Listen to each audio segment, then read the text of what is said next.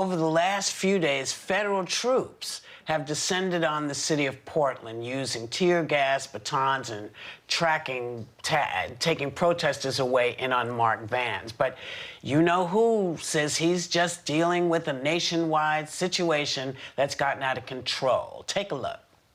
More federal law enforcement, that I can tell you. In Portland, they've done a fantastic job. These are anarchists. These are not protesters. People say protesters. These people are anarchists. These are people that hate our country, and we're not going to let it go forward. This is worse than Afghanistan, by far. This is worse than anything anyone's ever seen. All run by the same liberal Democrats. And you know what? If Biden got in, that would be true for the country. The whole country would go to hell. Well, you know, it's so crazy that he is saying that this is, you know, people who hate America. You know, this is a little bit of fodder for him. But Joy, what do you make of the way he's framing this scene? Because this is really what he's wanted for a while. He's wanted a fight. So do you think this is him, you know, making it happen or trying to? Oh, yeah. Oh, yeah. Oh, yeah. I mean, it's interesting that he dares to mention the word Afghanistan when, as we all know, our soldiers were targeted and killed, probably killed in Afghanistan because of bounties on their heads by his pal Putin. Not one word about that, by the way, and calls it a hoax, as a matter of fact. It's fascinating how he calls himself the law and order president when all of the people around him seem to be either in prison or on their way. I mean, when you think about it, Roger Stone, witness tampering, he just got out. Michael Cohen is back in prison. Paul Manafort, under his 7-year sentence under home confinement, they let him out because it was not safe to be in prison with coronavirus, and yet they will send our children to school. I love that. Rick Gates in jail. George Papadopoulos was another one indicted. And his earliest supporters in Congress, Representative Chris Collins, remember him, and Duncan Hunter, have since received prison sentences. And he dares call himself the law and order president. And by the way, I know I don't want to talk too much here, but I'm witnessing fascism in America now. I don't know if people in this country are aware of what's actually going on. I was talking to one of my cousins the other day. She's not a right-winger. She's not even a Republican. She's a Democrat. She did not know about what was happening in Portland. People need to pay attention. This is the beginning of the end of democracy. If we re-elect this guy, I don't even want to think about what will happen to this country. Right. Now, Sonny, he says he will deploy troops in other cities. And the question is, why invoke federal law enforcement for local protests? Does that make sense? Or am I missing it? It doesn't make sense. No, it really is quite unprecedented. And this is something that I've been tweeting about, that I've been talking about. This is...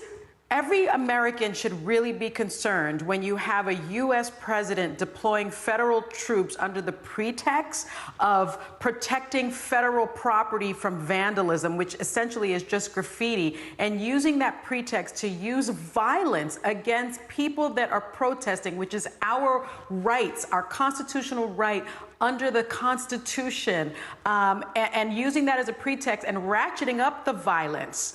And then, you know, arresting people with secret police, just arresting people in unmarked cars. This is something, as Joy says, this is the beginning of fascism. This is something that you see in dictatorships. And I was terrified to see something like this. Federal agents doing this. This is something that I've never seen. This is something that I've been speaking to my law enforcement friends. They've never seen.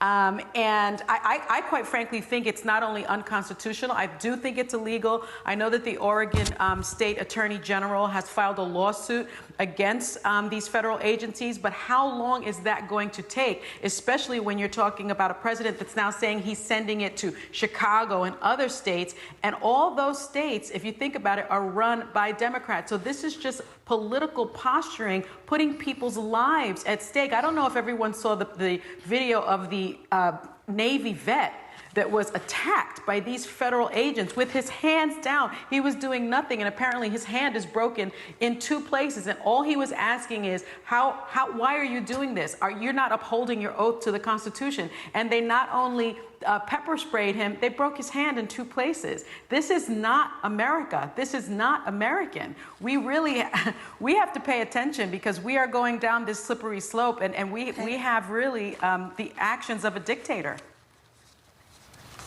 Well, you know, I've sort of been saying this for a while, that that everybody needed to pay attention to the little things, you know, to the little things that are being done. And I'm, you know, where is Barr? Where are the people who are supposed to make sure that this kind of oversight does not happen? So, I mean, you can't threaten governors and say, we're sending folks in. I don't know. And he's wanted to fight from the beginning. From the moment he came in, he wanted to fight somebody, and now he's found a way to do it. Now, Sonny, do you think that they are going to allow... Go ahead, Joy. Was that you? I was going to say, didn't it say in the Mueller report that Putin was trying to divide the country and to have race wars in this country? I believe that was part of the Mueller report. Sonny, am I right? Yes. So this Yes, is you're part right. of the plan, Correct. you see. This is part of Putin's plan that Trump is going along with. And really what's galling is that where is Lindsey Graham? Where is Mitch McConnell? Bill Barr, we cannot rely on him. He's in Trump's pocket. These other 2 are despicable. Yes, but and they need to go also, by the way. They need to go also. People have to vote against Mitch McConnell and Lindsey Graham and a few of the others. Susan Collins, Gardner, they know who they are. Get them out. The bottom line is, it's not just you Trump. have to. People really need to pay attention to this, because this is. We've sort of felt it a little bit when we've seen other sort of riots break out, and we've seen them bust out troops. But this is different. This feels different. This feels like a planned attack against the American people. And it's very specific, and it's very targeted. So people need to pay attention to what's happening. And you have a heads up, Sonny, for viewers, apparently. Yes, Joy. I do. One more thing.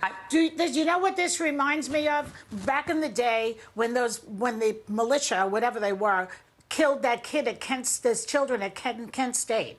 When our government was actually killing American citizens' children, they were college kids. It's the same. We were horrified then. We're horrified now. Yes. This Nixon had to go, and this president has to go. Otherwise, we have no country. Yeah. This is really the bottom line. I'm sorry to keep interrupting. And if go ahead. And if you think about it, you're mentioning Kent State. We're talking about fights for racial and social justice. It's embedded in the fight for racial and social justice, something that this president has been fighting against from the very beginning. Yes. And never forget, this is our constitutional right. This is our right via the Constitution. Now, people keep telling me about Second Amendment rights. This is my right. This is your right as an American to get out and to protest. And it is the right of the governors of the state to decide how they want to handle it. You know, it is not... The president seems to have this overreaching thing that perhaps this is one more thing we need to take a look at and see if it should be back in the hands of the governors as opposed to the president.